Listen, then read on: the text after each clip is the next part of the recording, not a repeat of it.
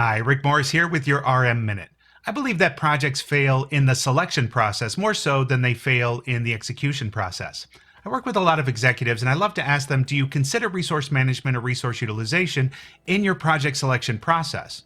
And they say yes. And I said, well, how does that happen? They said, well, we get, hours estimates or we ask the department managers. I said, well, what happens when you ask the department managers? And they said, well, that's their department. They should just know. Which means when the executives say, hey, do we have the bandwidth to do this project? Most department managers go, sure, right? They're not going to say no to that. But what that also means is that we're not using any kind of data to ensure that we can do that project. What we're using is a guess, right? We're guessing on whether or not that's something that we have the bandwidth to do.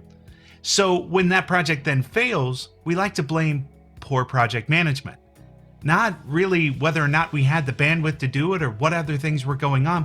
And so it's paramount that we have at least an understanding of what's already been asked of those resources to complete before we ask them to do a new project. And to do that, you really need a system in order to keep that in check. We'd love to show you more about that, and you can find us at pdware.com.